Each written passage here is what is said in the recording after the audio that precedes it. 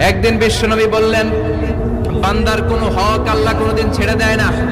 আল্লাহর হক আল্লাহ মাফ করে, বান্দার হকের মাফ নাই।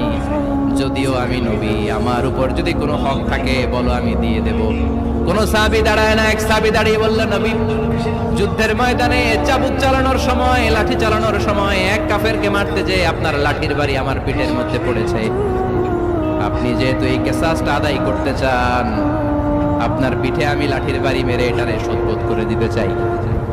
সাইয়েদনা ওমরে ফারুক হাতের জামা এরকম করতে শুরু করছে, আয় এদিকে আয়, তোরে শোধবোধ করাই।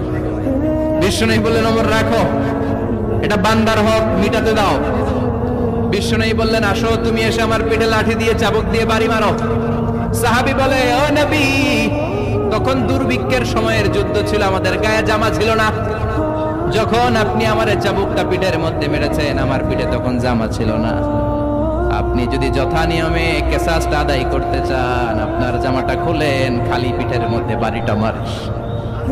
এবার ওমরে ফারুককে ধরে কে, এদিকে আয়, তোরে দেখাইতেছে। বিশ্বনবী বললেন, ওমর থামো, মারতে দাও। বিশ্বনবী উনার জুব্বাটা উপরের দিকে উঠালেন, পিঠের মধ্যে বাড়ি দেওয়ার জন্য ওই সাহাবীকে ডাকলেন। ওই সাহাবী বিশ্বনবীকে পিছন দিক থেকে জড়িয়ে ধরে ওই মোহরে নবুয়তের মধ্যে চুমু দিয়ে ফেলেছে।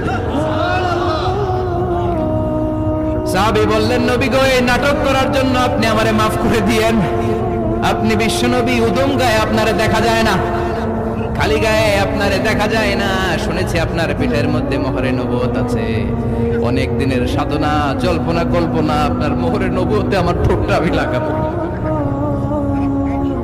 আপনার মোহরে নবুয়তের মধ্যে আমার ঠোঁটটা লাগিয়ে আমার ঠোঁটটারে আমি জাহান্নাম থেকে পরিত্রাণ করাবো।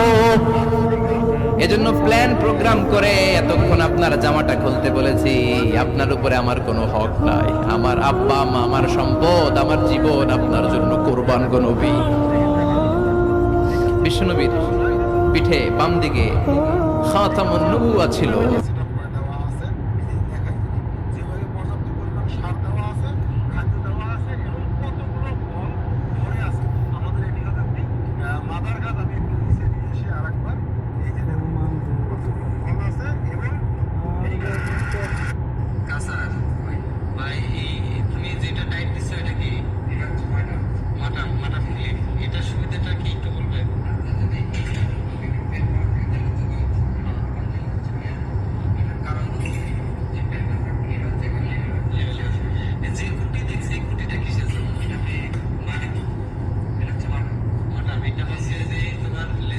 Alhamdulillah.